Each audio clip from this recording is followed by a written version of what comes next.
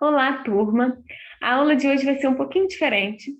Eu trouxe para vocês algumas aplicações práticas na genética molecular para a gente conhecer como esses conceitos que a gente estudou durante as aulas podem ser aplicados no dia a dia de um laboratório de pesquisa em genética, por exemplo. E a professora me convidou para estar contando um pouquinho da minha rotina, do meu dia a dia, do meu trabalho, o que que eu faço, né?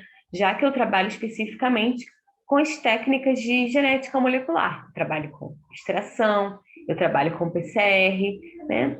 Para quem não lembra de mim, eu sou a Joyce, eu estou fazendo docência nessa disciplina e eu faço parte do programa de pós-graduação em genética na UFRJ e do laboratório de malformações congênitas. Para começar, eu vou contar um pouquinho da minha trajetória, né, para entender como eu cheguei até aqui no doutorado e na minha pesquisa. Desde o início, eu sempre trabalhei com síndrome de Down, e quando eu olhava para a síndrome de Down, eu não olhava para a parte clínica da síndrome, eu olhava para a parte molecular, né? Eu queria entender por que porque ainda trabalho com isso, eu quero entender por que ocorre a trissomia do 21. Por quê? Será que tem uma maior chance em algumas mulheres e outras não? Ou será que as chances são as mesmas? Eu queria entender se existe alguma coisa genética envolvida com a probabilidade, a chance de gerar uma criança com síndrome de Down. Na minha iniciação científica no mestrado, eu era do laboratório de genética humana da UF, e na iniciação eu trabalhei especificamente com variantes genéticas, mas que estavam dentro de genes que participavam do ciclo do ácido fólico, do ciclo do folato, da vitamina B. Então, eu queria entender se existiam ali variantes que, alteradas, pudessem promover uma dificuldade, por exemplo, de absorção de ácido fólico ou uma desregulação nessa via, e aí isso poderia estar acarretando uma maior incidência de síndrome de Down, por exemplo. O ácido fólico, para quem não conhece, ele foi muito estudado, tem sido muito estudado, mas na década de 90 foi o boom, assim, porque ele foi relacionado com diversas doenças, vários estudos associando com diversas doenças, e foi comprovado que a deficiência de ácido fólico, principalmente nos primeiros meses de gestação, nas primeiras semanas, estava relacionado diretamente a defeitos de fechamento de tubo neural. Inclusive, não sei se vocês percebem quando vocês vão comprar uma farinha de trigo, por exemplo, ela vem escrita enriquecida com ferro e ácido fólico, né? Isso porque veio dos estudos, de milhares de estudos que comprovaram essa relação de deficiência de ácido fólico nas mulheres brasileiras e com defeito de fechamento de tubo neural, né? E foi comprovado posteriormente, foi feito um novo estudo para verificar se essa incrementação dentro da farinha de trigo, né, pôde melhorar, e sim, melhorou, né, a incidência de defeito de fechamento de tubo neural. Então, a gente vê como é importante a gente estar estudando essas vitaminas, essas coisas que fazem parte do nosso metabolismo. Então, na verdade, eu não buscava entender a hipovitaminose em si por falta de nutrição, mas se existia alguma hipovitaminose por defeito em algum gene que estava relacionado naquela via. No meu mestrado, eu trabalhei com genes do metabolismo de vitamina D, né? Eu mudei um pouquinho porque o ácido fólico já estava um pouco saturado na literatura, né? E aí eu quis mudar um pouquinho para a vitamina D, que a vitamina D ela ganhou um destaque muito importante, principalmente agora nesses anos de 2010 para cá. E tem muitos trabalhos relacionando a vitamina D com problemas, problemas neurológicos, problemas metabólicos, inclusive com fertilidade. E foi daí que veio, né, o estalo, a hipótese para que genes do metabolismo de vitamina D, principalmente do receptor de vitamina D, poderiam estar relacionados à associação, poderiam estar associados a variantes genéticas na síndrome de Down. E no meu doutorado, eu não trabalho mais com vitaminas, eu trabalho com genes específicos do ciclo celular.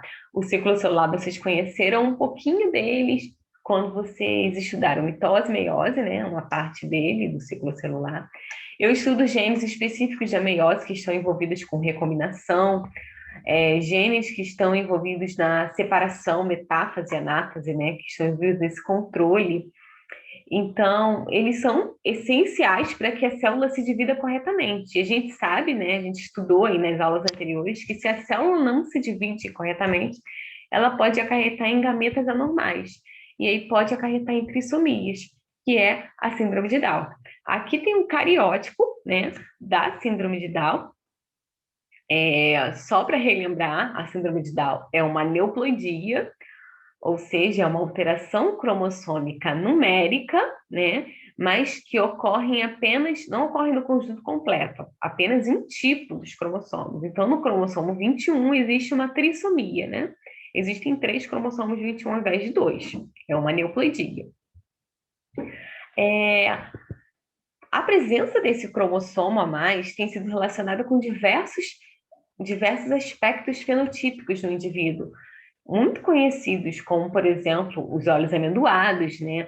A cabeça com baixa implantação, a face aplanada, o pescoço curto, uma fenda palpebral oblíqua, a língua é grande e a boca é pequena, diversas características clínicas. Mas o ponto principal dessa síndrome, a preocupação clínica, são os outros aspectos que ela pode acarretar, como, por exemplo, um indivíduo que nasce com síndrome de Down, ele tem de 40% a 60% de chances de nascer com defeitos cardíacos congênitos. Aumenta a probabilidade de infecções respiratórias, de problemas hormonais, de leucemias, né? Então, é assim a importância da gente diagnosticar de forma mais rápida para poder tratar melhor esses pacientes. Mas por que tem aquela trissomia no cromossomo 21? Por que tem 3 cromossomos? Então, ele pode vir de 3 origens. E aí a gente vai relembrar também conceitos que a gente estudou lá na aula de genética. Inclusive, foi a aula que eu conversei com vocês. O primeiro deles é a translocação, que ocorre em 4% dos casos apenas, né? A translocação é uma alteração cromossômica estrutural, lembra? A gente muda a estrutura do cromossomo. E o indivíduo portador da translocação, lembra? Translocação, eu juntei um cromossomo aqui com outro, né? E o indivíduo portador da translocação, esse indivíduo, ele é fenotipicamente normal. Por quê? Porque aqui, por exemplo, ele tem 2 cromossomos do 14 e 2 cromossomos do 21. Porque o que ele perdeu na hora dessa junção dos outros 2 pares aqui, que eram separados, o que ele perdeu foi genes de RNA ribossomal que estão em outras partes, que estão em outros cromossomos também, né? Porque esses cromossomos, eles são cromossomos acrocêntricos, então a perda não acarreta em muita coisa para o indivíduo. O problema, na verdade, é quando esse indivíduo ele vai formar os seus gametas. E aí ele pode formar até gametas normais, né? Porque ele pode colocar um do cromossomo 14 e o outro do 21. Só parando aqui para lembrar que a gente está representando só o 14 e o 21, mas na hora de formar gametas a gente coloca um de cada, né? Um cromossomo do cromossomo 1, do cromossomo 2, do cromossomo 3, né? Aqui a gente está representando só o 14 e o 21. Então, a gente tem um do 14 e um do 21. Gametas balanceados, que tem aquele cromossomo translocado, que é um cromossomo só, mas que ele está representando 2, porque ele tem praticamente todo o cromossomo 14 e todo o cromossomo 21. E aí a gente pode gerar gametas que são anormais e não balanceados, ou seja, eles vão acarretar em monossomias ou trissomias. Esse aqui, por exemplo, eu vou ter aqui um pedaço do 21, ou seja, o 21, porque é a maior parte dele, e de novo o 21. Então, esse gameta já tem 2 cromossomos 21. Quando ele juntar com um outro gameta do outro genitor, e aí ele vai ter 3 cromossomos 21. Uma outra forma de ocasionar a trissomia do 21 é através de mosaicismo, que ocorre a 1 a 2% dos casos apenas. E se dá por uma mutação que ocorre não na linhagem germinativa, mas já na formação do zigoto. E aí, as células que vão ser oriundas dessa célula aqui vai formar uma linhagem celular de células trissômicas, por exemplo. E as células oriundas daqui não têm alteração genética, vão formar uma linhagem celular de células normais. Então, o indivíduo ele vai ser um mosaico mesmo, de células trissômicas e células normais. E o grande ponto aqui é a não disjunção. A não disjunção está ocorrendo em 95% dos casos, e vocês já estudaram a não disjunção quando vocês estudaram meiose, né? A não disjunção nada mais é, aqui a gente tem a representação da meiose normal, com a separação dos cromossomos homólogos da meiose 1 e com a separação das cromátides irmãs da meiose 2, formando gametas N. A não disjunção ela pode ocorrer tanto na meiose 1, onde os cromossomos homólogos não se separam, e aí eles vão para o mesmo polo, e o outro polo, a outra célula que se forma, não tem nenhum cromossomo. E aí todos os gametas formados vão ser gametas anormais, que podem gerar trissomias, né, um cromossomo a mais, ou monossomias, um cromossomo a menos. Ou ela pode ocorrer também na meiose 2, onde a não disjunção acarreta em não separação das cromátides irmãs. E aí ela pode gerar gametas normais, porque esse lado aqui separou corretamente, mas pode gerar gametas anormais. Na síndrome de Down, o mais comum é que a causa da não disjunção seja de origem materna e na meiose 1. Ocorre na maior parte dos casos, mais de 70% dos casos. Mas será que a gente sabe tudo sobre a síndrome de Down? A gente sabe lá que tem uma trissomia do 21, que é causada pela não disjunção, os cromossomos não se separam. Mas por quê? Fica aí uma lacuna. Ninguém até hoje conseguiu explicar especificamente por que ocorre a não disjunção. Então, é aí que está o ponto-chave do meu trabalho. Eu estou tentando buscar as causas para a ocorrência da não disjunção. Já é comprovado na literatura que a idade materna ela está influenciando diretamente na incidência de síndrome de Down, como podemos observar nesse gráfico, né? Quanto maior a idade materna, maior o risco de gerar uma criança com síndrome de Down. Em mulheres com 30 anos, por exemplo, esse risco é de 1 para 1000. Em mulheres com 45 anos, esse risco aumenta de 1 para 25.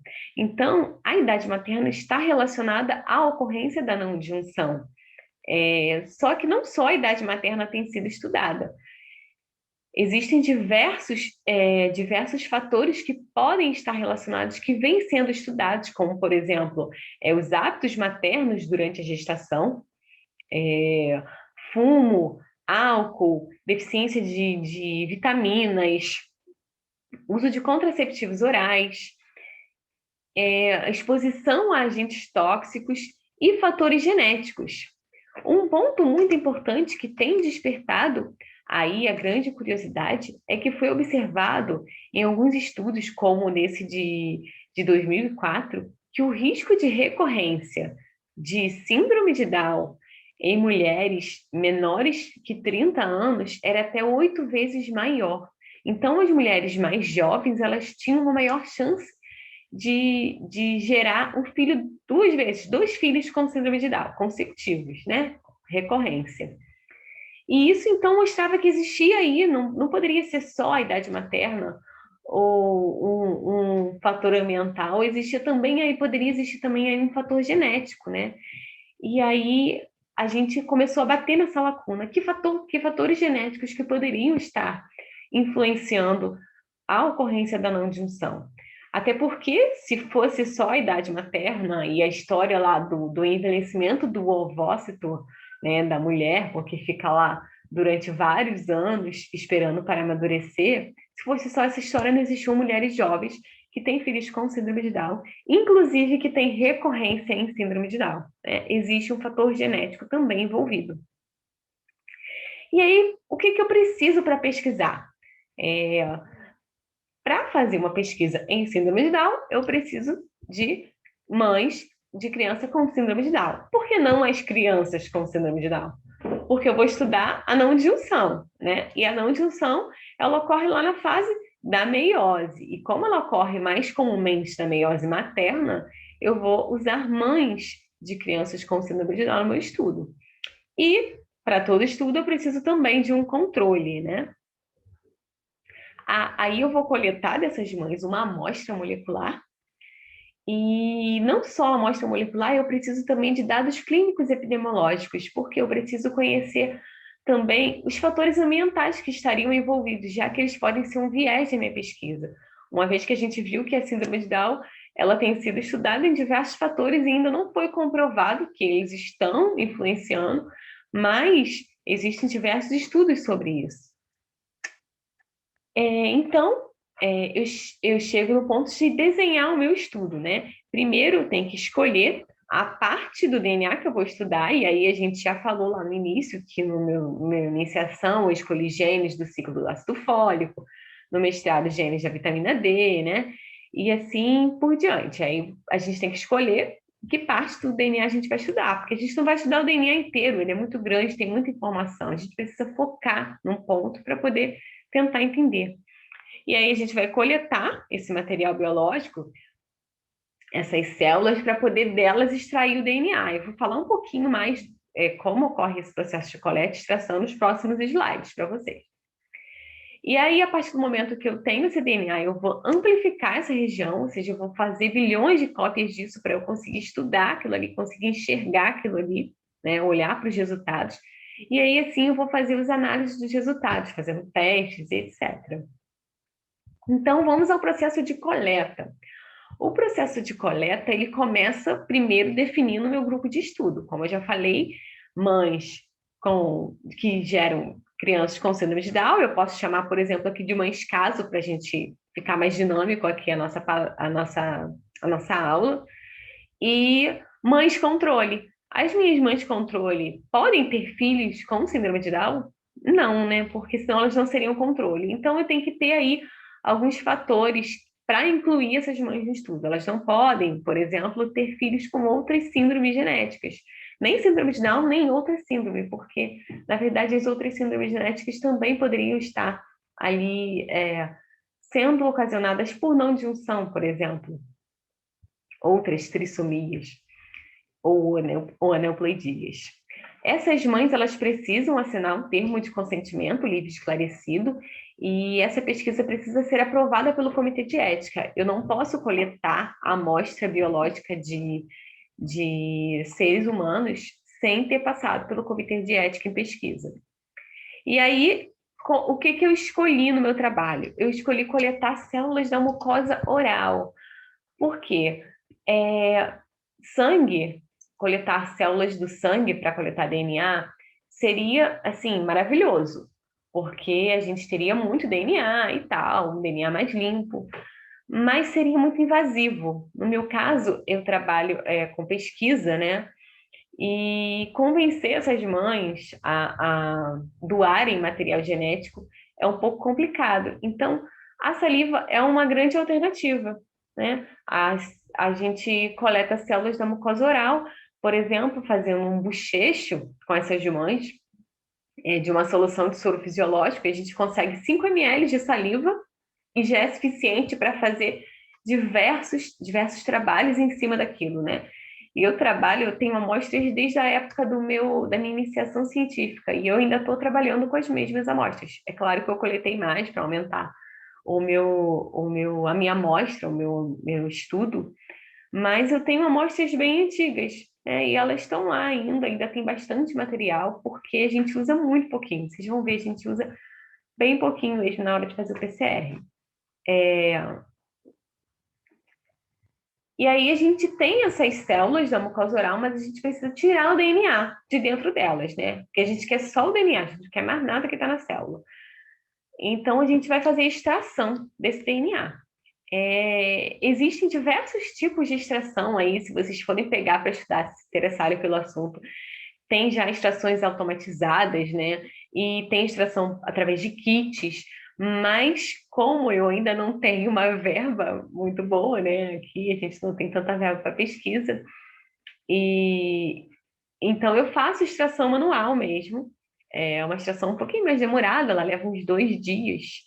Na verdade, é porque ela fica em overnight, né? Então ela pega uma noite inteira lá trabalhando dentro de uma certa temperatura. E aí eu acabo gastando 2 dias por isso. E aí eu preciso quebrar, eu jogo solução de Lise para quebrar essa célula, né? Então, para obter o que tem dentro da célula, tirar a membrana plasmática. E aí, tirando essa membrana plasmática, eu preciso usar proteinases, como a proteinase K, por exemplo, para evitar que endonucleases possam degradar o meu DNA, tem que proteger aquele DNA que está ali, porque tem várias outras coisas ali, né? E aí eu vou fazer um processo de purificação, de limpeza desse DNA. E aí, depois, eu vou ter o meu DNA lá no meu tubinho de Eppendorf. Uma vez extraído, eu tenho lá 20 microlitros, né? Naquele tubinho pequeno, de 20 microlitros de DNA, dá para eu fazer várias pesquisas, né? Várias reações. Porque eu uso muito pouco, já que eu vou fazer PCR. Eu trabalho com PCR porque o PCR ele se aplica bastante à minha pesquisa e ele acaba sendo mais barato. Porque sequenciar um DNA não é tão necessário se eu estou estudando um gene especificamente. Tá, eu poderia sequenciar o gene, mas eu sei ali aonde está a mutação, né? Eu estou estudando mutações já conhecidas. Então, se eu sei aonde está a mutação, deixa eu pegar aqui uma caneta. Por exemplo, eu tenho lá minha fita de DNA e eu tenho uma mutação de um gene X, vou chamar de gene X, que está lá fazendo parte, que ele codifica uma enzima que participa do ciclo do ácido fólico. Esse gene X tem uma mutação aqui numa posição.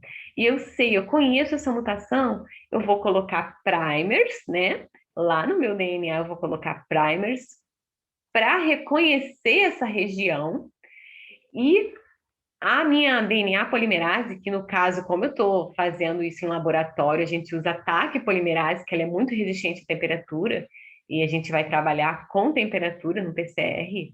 A gente não precisa de nenhuma outra enzima para abrir DNA, para cortar DNA, para manter aquilo ali aberto, porque a gente só vai trabalhar com temperatura. E aí eu preciso de uma enzima que consiga resistir à temperatura, e a TAC polimerase é uma enzima, sim, porque ela foi retirada de organismos que vivem em situações extremas de temperatura. E vamos lá, voltando. E aí eu coloco, né, essa TAC polimerase, ela reconhece esse primer e dentro desse tubo eu também preciso colocar os meus nucleotídeos, porque não adianta nada a TAC polimerase reconhecer se eu não tenho nucleotídeos para ela trabalhar, né? Eu tenho que dar matéria-prima para ela começar a fazer a nova fita. E aí ela vai fazer, mas só desse pedaço. Então ela vai amplificar e aí vão ser bilhões de cópias, né? Porque é um crescimento exponencial. Bilhões de cópias disso aqui. Eu coloco isso aqui tudo no termociclador, né? A gente chama de termociclador porque ele vai controlar a temperatura, ele vai aumentar primeiro para poder desnaturar, ou seja, separar a dupla fita de DNA.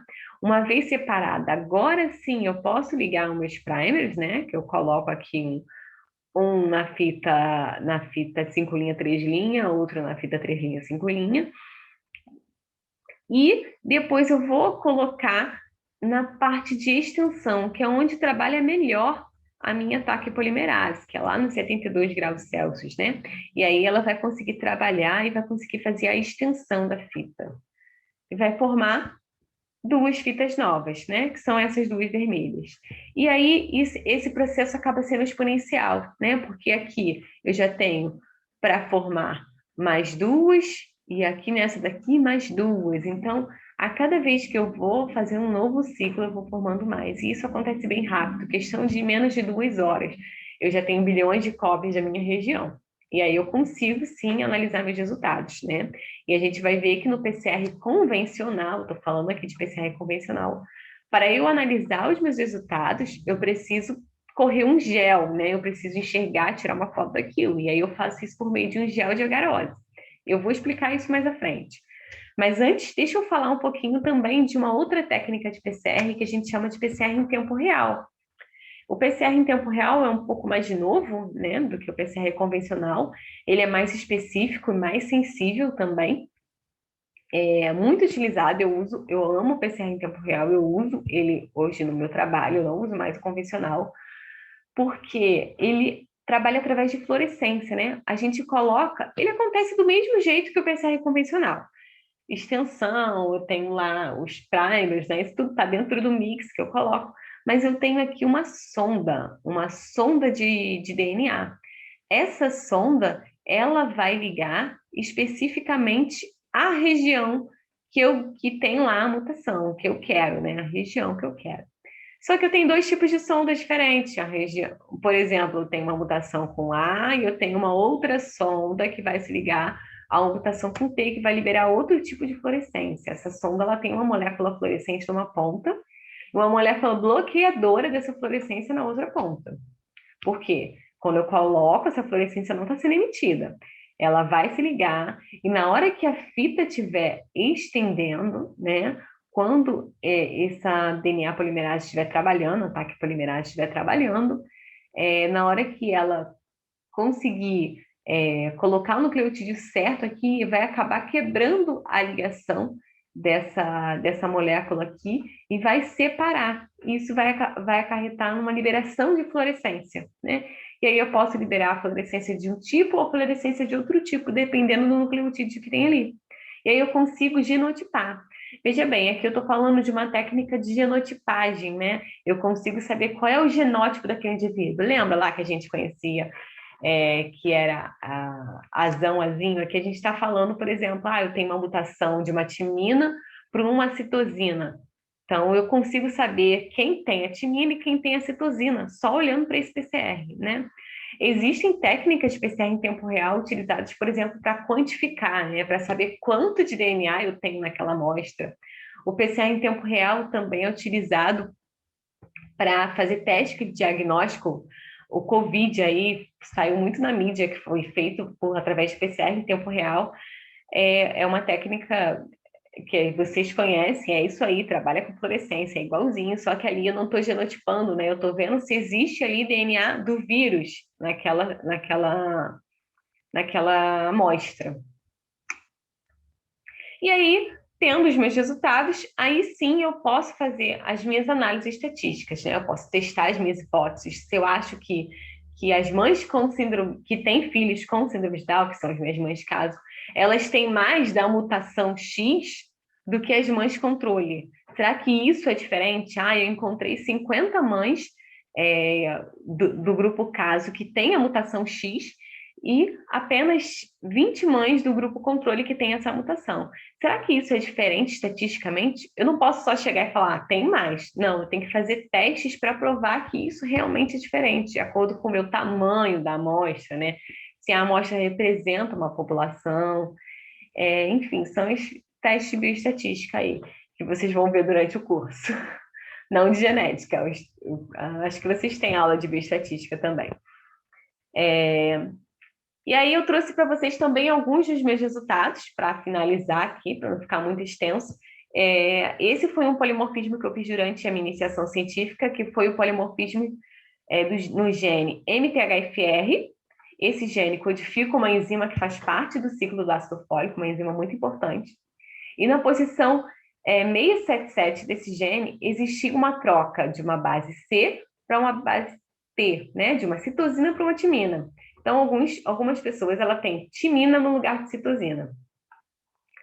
E aí eu estava buscando para ver se nas mães que têm filhos com síndrome de Down tinham uma maior frequência dessa mutação, né? Tinha uma maior frequência de genótipos com timina comparado a genótipos com citosina, quando eu faço isso com relação aos controles, né?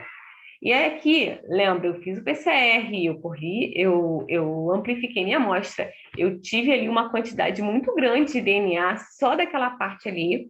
E aí, tá, eu tenho lá, amplifiquei meu gene. Eu tenho várias, aqui tá meu gene, eu tenho várias cópias do meu gene. Não, peraí, deixa eu fazer só uma. Aqui tá meu gene. Eu tenho várias cópias do meu gene lá no meu tubinho, uma vez que eu amplifiquei, né? Só que como eu vou saber quem é C e quem é T? Eu tenho algumas que tenho C, né? Por exemplo, no tubo 1, eu tenho lá a mãe 1, que não tem a mutação, ela é C. E no tubo 2, eu tenho lá o T, e tem a mutação. Como eu vou saber quem é quem? Como é que eu vou descobrir isso? Eu preciso usar aí uma enzima de restrição. A gente fala que a gente está digerindo o DNA, porque a gente vai cortar o DNA em pontos específicos, né? Existem enzimas, que a gente chama de enzimas de restrição, que ela reconhece sítios específicos para lisar o DNA. Então, eu tenho uma enzima, por exemplo, que é capaz de cortar esse DNA se tiver um T aqui no lugar do C na posição 677. Falando aqui de uma forma mais simplificada, né? Depois vocês vão, se vocês tiverem a oportunidade de conhecer o que é uma enzima de restrição, vocês vão entender como é que ela é um pouquinho mais complexa. Então, eu clivo o meu DNA em duas partes. Quando eu tenho T. E aí eu vou formar aqui duas moléculas de DNA menores, né? Eu tenho uma desse tamanho e uma menor desse tamanho. Vamos supor que o T estava mais para cá, só para a gente fazer uma comparação. Uma maior e uma menor. Quando tem o C, ela fica maior ainda. Quando eu vou pegar o meu DNA, eu vou colocar ele dentro de uma malha, né? É um gel, como se fosse uma gelatina, é uma malha mesmo. E o DNA ele vai ter que passar por essa malha, porque vai ter uma carga elétrica que eu vou colocar aqui que vai fazer com que esse DNA se movimente. Mas se eu tivesse DNAs de tamanhos iguais, porque o meu gene foi amplificado e o meu gene é igual para todo mundo, já que a mudança é de uma base, então se o meu gene tem lá 100 bases, 100 pares de base, eu vou continuar tendo 100 pares de base se eu tiver o C, vou continuar tendo 100 pares de base se eu tiver o T, certo? Então não vai mudar em nada, eles vão ser do mesmo tamanho, então eles iriam correr do mesmo jeito. Mas não, eu tenho uma alteração e eu apliquei aqui uma enzima de restrição, né? Eu cortei o meu DNA, eu digeri o meu DNA. Então, quando eu digeri o meu DNA, eu criei moléculas menores, quando tem a mutação, né? Quando tem o T. Então, se a gente for observar aqui, por exemplo, eu tenho uma molécula eu enxergo uma molécula de DNA que está só em cima. Se ela está só em cima aqui, ela correu com mais dificuldade, ela é mais pesada, ela é o C, né? E a outra molécula, o outro alelo, lembra que a gente tem dois alelos, a gente tem que sempre pensar em observar o resultado dos dois alelos. Cada pessoa tem dois. Se não apareceu nada aqui, e essa bandinha está mais forte, né? Isso significa que os dois estão aqui. Então, eu tenho alelos sobrepostos. Eu tenho a banda C do alelo 1 daqui e a banda C do outro alelo aqui, nessa mãe 2, né? 3, aliás, porque ela está na posição 3. Olha para a mãe 2. A mãe 2, eu tenho uma banda aqui em cima e duas bandas aqui embaixo. Significa o quê? Que aqui em cima eu tinha um alelo que era C, nessa mesma mãe, ela tem dois alelos lá no cromossomo onde fica esse gene, e não necessariamente é no cromossomo 21, porque a gente está falando de gene do ácido fólico, né? Ele não é no cromossomo 21. Agora eu não me recordo especificamente qual é o cromossomo, porque foi lá do meu IC, mas não é no 21. Nesse cromossomo, vamos botar que é no cromossomo 3, é um exemplo, tá? No cromossomo 3. Eu tenho lá uma com alelo C, a outra com alelo C. Então, eu observei isso aqui. Agora, se eu tiver lá uma com alelo C e a outra com alelo T, eu vou ter um corte. E aí, nesse alelo aqui, eu vou formar duas moléculas ao invés de uma. Então, eu vou, no final, ter uma, duas, três. Três. Aqui, uma com C, uma um pouquinho maior, né? Porque elas correm por peso, né? As maiores têm mais dificuldade de passar nessa malha e as menores passam mais rápido, com mais facilidade, né? Nessa malha de gel. Então, elas ficam mais embaixo. E quando eu tenho as duas embaixo, significa o quê? Que eu tenho isso aqui, ó. Eu tenho T e eu tenho T. Por quê? Porque aí eu corto ela duas vezes. E aí eu formo duas pequenas e duas grandes. Só que essas duas pequenas são iguais, então elas vão ficar sobrepostas. E essas duas grandes são iguais, então elas vão ficar sobrepostas. Então, assim eu consigo analisar e observar o que eu tinha ali. Imagina se eu não amplificasse. O DNA, ele é tão bem anovelado, que ele fica invisível aos nossos olhos. É claro, as células também são invisíveis. Eu não ia conseguir nunca enxergar isso aqui, mas eu amplifiquei esse DNA, eu fiz bilhões e bilhões de cópias, e agora eu consigo enxergar, né? No PCR em tempo real, aqui eu tenho alguns resultados, eu observo já em forma de gráfico, em emissão de fluorescência, por exemplo, cadê o mouse? O mouse sumiu. Enfim, no primeiro ali gráfico, eu observo a emissão da fluorescência do tipo FAM, por exemplo, a fluorescência que tinha lá para o alelo T, por exemplo. Então, quando tinha T, ele emitia aquela fluorescência. Quando tinha A, emitia a fluorescência vermelha. E assim, se eu tinha os dois, um alelo, tanto um alelo tinha o A quanto o alelo tinha o T, eu tinha as duas fluorescências ali. Então, eu observava de cara. Terminou o experimento, 1h30, 1h40, eu ia lá e conseguia ver o gráfico de cada uma das minhas amostras e ver qual era o genótipo dessas mães. E no doutorado, o que eu espero? Eu espero encontrar, né, associações entre alguns polimorfismos de genes que estão envolvidos lá no ciclo celular e o momento de gerar, o momento de risco de gerar uma criança com síndrome de Down. Ou seja, dos genes que eu estou estudando, eu vou fazer lá meu PCR, eu vou amplificar e eu espero que a associação seja encontrada, seja uma associação estatisticamente significante, né? Que isso seja diferente mesmo, que nas mães com síndrome de Down eu encontre alguma coisa ali que poderia estar explicando, né?